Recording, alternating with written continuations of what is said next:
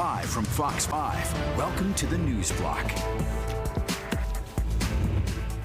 And here are the top stories today on the News Block. It is Election Day Eve, and we are following the two major races in our area. In New Jersey, Democrat Mikey Sherrill running neck and neck right now with Republican Jack Ciattarelli.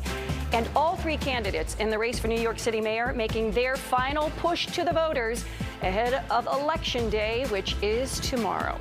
Good afternoon, everybody. I'm Linda Schmidt. Thanks so much for joining us for the News Block today.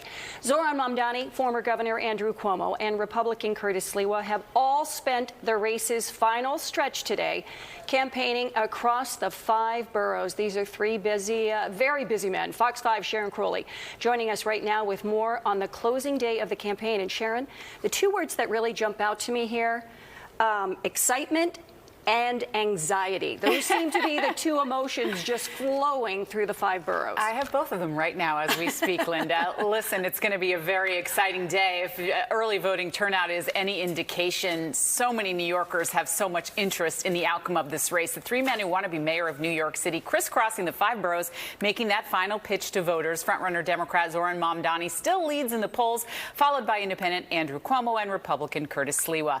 Mamdani leading a sunrise march over the Brooklyn Bridge this morning to City Hall. He stood with elected officials like Attorney General Letitia James.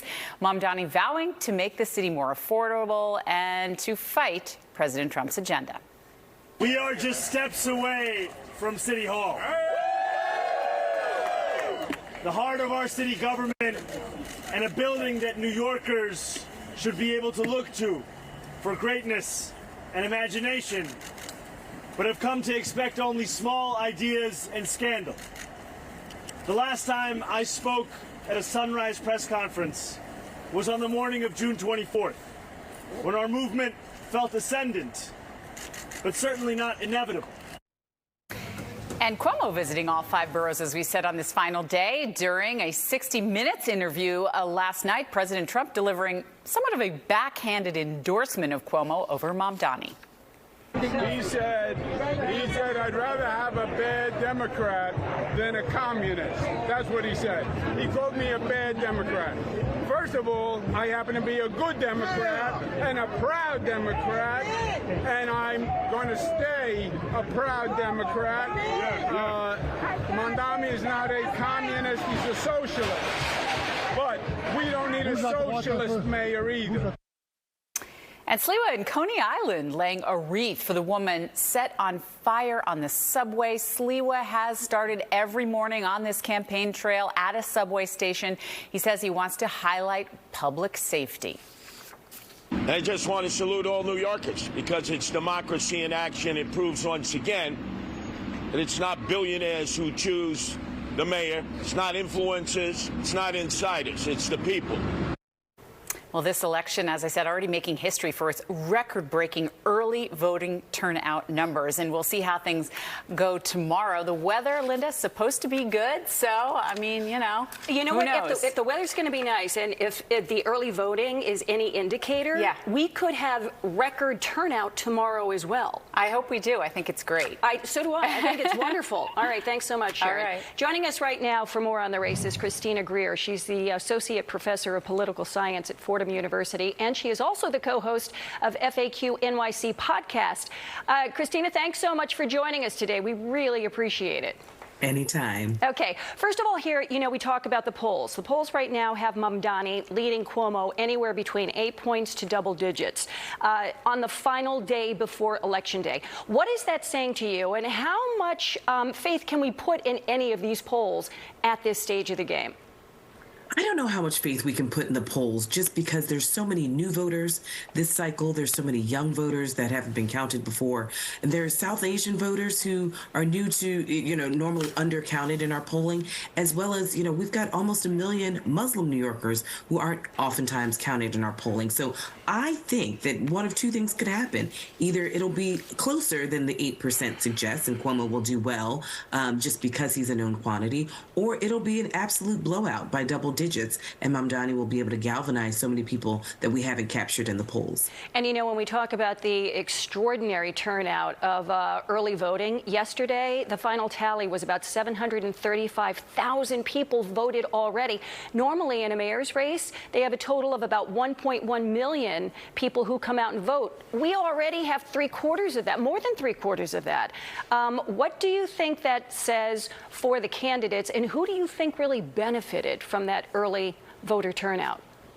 Well, normally in a general election, it's just, you know, the Democrat versus the Republican, and it's pretty much decided in a primary situation, and the general election isn't terribly exciting. However, this time around, since Andrew Cuomo lost the Democratic nomination but decided to run as an independent, he really did give Democratic New Yorkers two choices between sort of old New York and new New York, and then Curtis Sliwa refused to acquiesce to so much pressure to drop out from the Republican Party. So now we see this three-way race, and all candidates are representing something very different.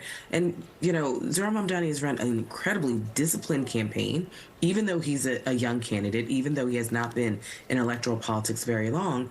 But I do think that it says something, at least, about when you give voters someone who's new and exciting and is asking voters what it is that they want. It seems as though voters want to turn out and actually reward that candidate. Yeah, well, there seems to definitely be a lot of excitement about his campaign. But, you know, when you talk about the early voter turnout as well, the Board of Elections is saying most of the people who turned out for early voting, most were 50 plus, and that would tend to bode well for Cuomo. Do you agree with that, or do you think some of those voters as well could be turning out for Sliwa, and about 20% of them that were under the age of 35, which would seem to bode well for Mamdani? So what is your take on all of that? I mean, it's too soon to tell, but we do know that there's the Venn diagram of Cuomo and Sliwa voters is much closer than the Venn diagram of Cuomo Mamdani voters for sure. And so I do think some older New Yorkers will turn out, and I do think that would bode well for a Sliwa or a Cuomo, which actually it makes Cuomo's job much more difficult to try and overturn this quite large lead that Mamdani has held since even before June.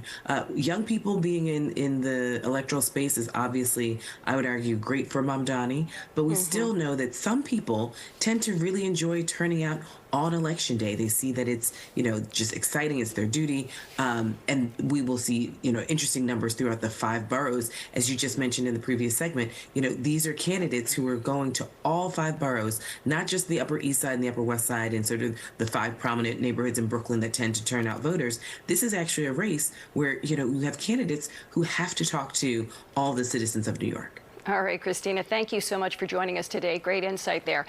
The Associate Professor of Political Science at Fordham University and the co-host of FAQ NYC podcast. Again, thanks so much for joining us. All right, now, New York Governor Kathy Hochul canvassed in Manhattan this morning, encouraging voters to vote yes on affordable housing. Now, on the back of your ballot, and you don't want to forget to turn your ballot over here because there are 6 questions on the back. 3 of them are intended to provide the city with a new tool to address the housing affordability crisis. Hochul was joined by Manhattan Borough President Mark Levine and City Council member Keith Powers on the canvass. So don't forget to turn that ballot over.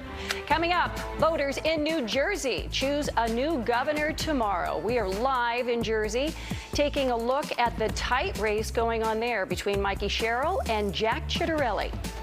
Plus, after a funding fight, people will be getting at least some of their SNAP benefits for November. But today, there are still many unanswered questions about this program. And, of course, Liv Johnson has got a check of that forecast. Hey, Linda. Yeah, so we do have a couple shower chances around the tri-state area going into this evening. Some of you might have already seen a little bit of rain. But then tomorrow for Election Day, perfect sunny conditions to go out and vote. But then a couple more shower chances throughout this week. I'll tell you more a little later in the show.